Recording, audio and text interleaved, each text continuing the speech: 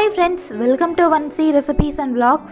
இதுவரைக்கும் நீங்கள் நம்ம சேனலை சப்ஸ்கிரைப் பண்ணலை அப்படின்னா சப்ஸ்கிரைப் பண்ணிடுங்க. கூடவே பெல் ஐக்கானையும் கிளிக் பண்ணிடுங்க. இன்றைக்கி நம்மளோட சேனலில் ஒரு சூப்பரான சோயா தம் பிரியாணி எப்படி செய்கிறதுன்னு பார்க்கலாம். சோயாவை மீல் மேக்கர் அப்படின்னு சொல்லுவாங்க.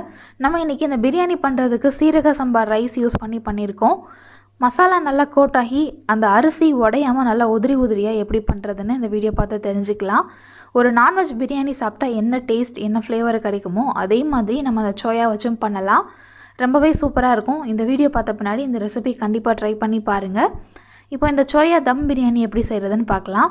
ஃபஸ்ட்டு நம்ம அந்த சோயாவை சுடுதண்ணியில் கொஞ்சம் நேரம் போட்டு வைக்கணும். தண்ணி நல்லா சூடான பின்னாடி சோயாவை ஆட் பண்ணுங்கள். இப்போ தண்ணி நல்லா சூடாயிடுச்சு, அதனால் ஃப்ளேம் ஆஃப் பண்ணிவிட்டு 1 கப் அளவு சோயா எடுத்திருக்கேன், அதை ஆட் பண்ணியிருக்கேன். இப்போ இந்த சோயா கூட கொஞ்சமாக உப்பு சேர்த்துக்கலாம். ஒரு அரை உப்பு இருந்தால் போதும். உப்பு சேர்த்து மிக்ஸ் பண்ணி விட்டுருங்க. இப்போ கொஞ்சம் உப்பு ஆட் பண்ணியிருக்கோம். உப்பு சேர்த்துட்டு மிக்ஸ் பண்ணிவிட்டு ஒரு 8லேருந்து 10 நிமிஷம் வரைக்கும் அந்த சுடுதண்ணியில் இருந்தால் போதும். அதுக்கடுத்து நம்ம அந்த தண்ணியிலேருந்து ஃபில்டர் பண்ணி நார்மல் தண்ணியில் ஒரு தடவை கழுவிட்டு தண்ணி நல்லா பிழிஞ்சிட்டு ரொம்ப பெரிய சைஸ் சோயாவாக இருந்ததுன்னா 2 கட் பண்ணி எடுத்துக்கோங்க. இப்போ அடுத்து என்ன பண்ணணும் அப்படின்னா, சீரக சம்பா ரைஸை லைட்டாக ஒரு 80% வரைக்கும் குக் பண்ணி எடுக்கணும். அதுக்காக ஒரு பாத்திரத்தில் 3/4 அளவு தண்ணி ஆட் பண்ணிவிட்டு நம்ம 3 கப் அளவு சீரக சம்பா ரைஸ் எடுத்துருக்கோம். அந்த டம்ளரோட அளவை நான் உங்கள்கிட்ட காமிச்சிருப்பேன். அந்த ரைஸை 2 தடவை நல்லா கழுவிட்டு அதுக்கடுத்து தண்ணியில் ஆட் பண்ணணும். அந்த தண்ணியில் சேர்க்குறதுக்கு முன்னாடி அந்த தண்ணி நல்லா கொதிக்கணும். அந்த ஸ்டேஜில் தான் ரைஸ் ஆட் பண்ணணும். அடுத்து கொஞ்சமாக உப்பு சேர்த்துக்கலாம். அதாவது நம்ம சோயாவுக்கு ஆட் பண்ணோம் பார்த்தீங்களா, அதே அளவு உப்பு தான் ஆட் பண்ணியிருக்கோம். இப்போது ரைஸை வேக வைக்கணும். இடையில ஒரு தடவை கிளறி விட்டுட்டே இருங்க. அந்த ரைஸ் எந்த அளவு வெந்திருக்கணும் அப்படின்னா 80% வரைக்கும் தான் வெந்திருக்கணும். கம்ப்ளீட்டாக குக் ஆகியிருக்கக்கூடாது. இப்போ அந்த ரைஸ் நமக்கு 80% வரைக்கும் குக் ஆகியிருக்கு, 3/4 பாகம் வரைக்கும் வெந்திருக்கு. அந்த டைமில் ஃப்ளேம் ஆஃப் பண்ணிவிட்டு அந்த தண்ணியை நல்லா ஃபில்டர் பண்ணி எடுத்துட்டோம். இப்போ நம்ம பிரியாணி பண்ண ஸ்டார்ட் பண்ணிடலாம். பிரியாணி பாத்திரம் வச்சுருக்கேன். அதில் 2 டேபிள் ஸ்பூன் அளவு சன்ஃப்ளவர் ஆயில், 2 டீஸ்பூன் அளவு நெய் ஆட் பண்ணியிருக்கேன். அடுத்து 2 பெரிய சைஸ் பட்டை, சின்ன சைஸ் அளவு ஸ்டார் அனீஸ், 2 பிரியாணி இலை, 4 கிராம்பு, 4 ஏலக்காய், ரொம்ப சின்ன சைஸ் ஜாதி பத்திரி, ரொம்ப குட்டியாக இருந்தால் போதும். அடுத்து கொஞ்சமாக காஞ்ச ரோஜா இதழ்கள் ஆட் பண்ணியிருக்கேன். இந்த ரோஜா இதழ்கள் பார்த்திங்க அப்படின்னா இங்கே ஹனி இந்த மாதிரியான திங்ஸ்லாம் விற்பாங்க. ஹெர்பல் ப்ராடக்ட்ஸ்லாம் விற்கிற ஒரு கடை இருக்குது, அங்கே தான் நான் வாங்கினேன். அந்த இது கொஞ்சம் ஆட் பண்ணிக்கலாம். பிரியாணியில் இந்த மாதிரி காஞ்ச ரோஜா இதழ்கள் ஆட் பண்ணும்பொழுது டேஸ்ட் ரொம்ப நல்லாயிருக்கும். அடுத்து நம்ம கட் பண்ணி வச்சுருக்கிற பெரிய வெங்காயம் ஆட் பண்ணிக்கலாம். 2 பெரிய வெங்காயம் எடுத்துருந்தேன். அது அந்த மாதிரி பிரியாணிக்கு கட் பண்ணுற மாதிரி ஸ்லைஸராக கட் பண்ணி போட்டிருக்கேன். அது கூடவே 2 பச்சை மிளகாயும் நீள் வாக்கில் கட் பண்ணி போட்டிருக்கேன். இப்போ இந்த வெங்காயத்தை நல்லா கலர் மாறுற வரைக்கும் வதக்கிக்கலாம். இப்போ பாருங்கள், லைட் பிங்க் கலர் வந்திருக்கு. இந்த டைமில் நம்ம இஞ்சி பூண்டு பேஸ்ட் ஆட் பண்ணிக்கலாம். 1 டேபிள் ஸ்பூன் அளவு இஞ்சி பூண்டு பேஸ்ட் ஆட் பண்ணியிருக்கேன். இஞ்சி பூண்டு பேஸ்ட் ஆட் பண்ண பின்னாடி மறுபடியும் நல்லா மிக்ஸ் பண்ணி விடுங்க. அந்த வெங்காயம் நல்லா லைட் ப்ரௌன் கலர் வரணும். இப்போ பாருங்கள், வெங்காயம் லைட் ப்ரௌன் கலர் அச்சீவ் ஆகிருக்கு. இந்த டைமில் நம்ம கட் பண்ணி வச்சுருக்கிற தக்காளி சேர்த்துடலாம். 2 தக்காளி எடுத்திருக்கேன், 2 சின்ன சைஸ் தக்காளி. தக்காளி சேர்த்துட்டு கொஞ்சமாக உப்பு சேர்த்துட்டு வதக்கணும் அப்படின்னா தக்காளி வேகமாக வதங்கிரும். இப்போ கொஞ்ச நேரம் கழித்து நான் காட்டுறேன் தக்காளி எந்த அளவு வதங்கியிருக்குன்ட்டு. இப்போ பாருங்கள், தக்காளியில் இருக்கிற ஜூஸ்லாம் நல்லா பிரிஞ்சு அந்த தோல் மட்டும் தனியாக வந்திருக்கு பாருங்கள்.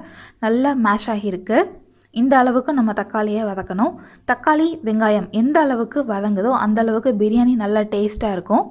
இந்த டிப்பை நம்ம எப்போவும் மனசில் வச்சுக்கணும். எந்த பிரியாணி பண்ணாலும் வெங்காயம் தக்காளி நல்லா வதக்கணும். இப்போ நம்ம 1/4 டீஸ்பூன் அளவு மஞ்சள் தூள், 1 டீஸ்பூன் அளவு மிளகாய் தூள், 1/2 டீஸ்பூன் அளவு பிரியாணி மசாலா ஆட் பண்ணியிருக்கேன். இப்போ இந்த மசாலா பவுடர் எல்லாத்தையும் வெங்காயம் தக்காளி கூட நல்லா வதக்கி விட்டுடலாம். அடுத்து நம்ம சோயா சுடுதண்ணியில் போட்டு வச்சுருந்தோம் பார்த்தீங்களா, அதை நார்மல் தண்ணியில் கழுவிட்டு பெரிய சைஸாக இருந்தது அப்படின்னா 2 கட் பண்ணி தண்ணியிலேருந்து கம்ப்ளீட்டாக ஃபில்டர் பண்ணி ஆட் பண்ணியிருக்கேன்.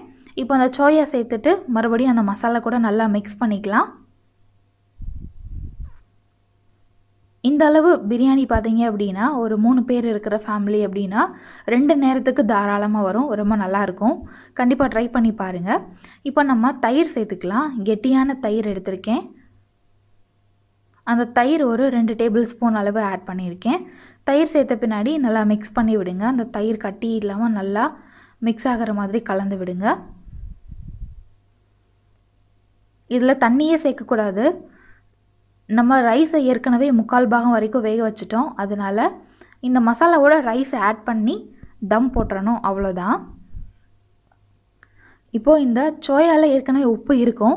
தக்காளி வதங்குறதுக்கும் கொஞ்சம் உப்பு ஆட் பண்ணியிருக்கோம். இப்போ கொஞ்சமாக ஆட் பண்ணிக்கலாம்.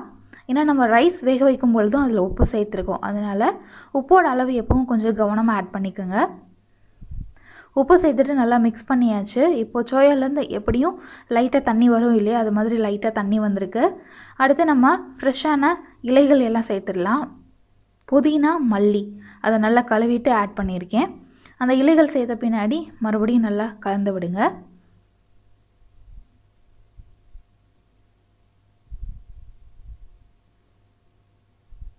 இந்த டைமில் நம்ம வேக வச்ச அந்த சீரக சம்பா ரைஸ் இருக்குது பார்த்தீங்களா, அதை சேர்த்துடலாம். நான் 3 டம்ளர் அளவு சீரக சம்பா ரைஸ் எடுத்திருந்தேன். அதில் கொஞ்சத்தை ரசம் ஊற்றி சாப்பிட்றதுக்காக கொஞ்சம் எடுத்து வச்சுருக்கேன். கொஞ்சத்தை மட்டும் தான் நான் பிரியாணிக்கு சேர்க்குறேன். இப்போ ரைஸ் ஃபுல்லாக சேர்த்தாச்சு. இப்போது அந்த ரைஸ் உடையாமல் ஸ்லோவாக அந்த கரண்டி வச்சு அந்த மசாலா கூட நல்லா மிக்ஸ் பண்ணி விடணும். மெதுவாக பொறுமையாக மிக்ஸ் பண்ணி விடுங்க, அந்த அரிசி உடையாமல்.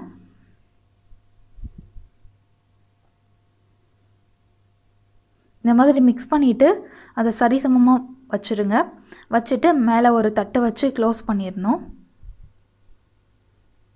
நல்லா மிக்ஸ் பண்ணிட்டோம். இப்போது மேலே ஒரு தட்டை வச்சு க்ளோஸ் பண்ணிடலாம். டக்குன்னு க்ளோஸ் பண்ணிடுங்க, அந்த ஃப்ளேவர் வெளியே போயிடக்கூடாது. அதுக்கு மேலே நம்ம இஞ்சி பூண்டு இடிக்கிற கல் இருக்குது பார்த்தீங்களா, அதை மேலே வச்சுட்டு ஃப்ளேம் ஆஃப் பண்ணிடுங்க. ஏன்னா நம்ம இது அந்த ஆவியிலே அந்த ரைஸ் மீதி அந்த 50% இருக்கு இல்லையா, 15% அதை குக் பண்ண போகிறோம். ஒரு 10 நிமிஷம் அந்த தம்மில் வச்சுருந்தாலே போதும், ரைஸ் நல்லா வெந்துடும். ஃபைனலாக கொஞ்சமாக மல்லி இலை மட்டும் தூவிட்டு மிக்ஸ் பண்ணி பார்க்கலாம். இப்போ பாருங்கள் எவ்வளோ அழகாக உதிரி உதிரியாக வந்திருக்குன்னு. மசாலாவோட கோட்டாகி ரொம்பவே சூப்பராக இருந்தது. இப்போ இதை சர்வ் பண்ணிடலாம். இது கூட ஒரு வேக வச்ச முட்டை, கொஞ்சம் ஆனியன் ரைட்டாக வச்சு சர்வ் பண்ணுங்கள், ரொம்பவே சூப்பராக இருக்கும். இந்த வீடியோ உங்களுக்கு பிடிச்சிருந்தது அப்படின்னா இந்த வீடியோக்கு ஒரு லைக் கொடுங்க, எல்லாத்துக்கும் ஷேர் பண்ணுங்கள். மறக்காமல் நம்ம சேனலை சப்ஸ்கிரைப் பண்ணுங்கள். இதே மாதிரி நிறையா சூப்பர் வீடியோஸ் தொடர்ந்து நாங்கள் அப்லோட் பண்ணுவோம். தொடர்ந்து உங்களோட சப்போர்ட் எங்கள் சேனலுக்கு கொடுங்க.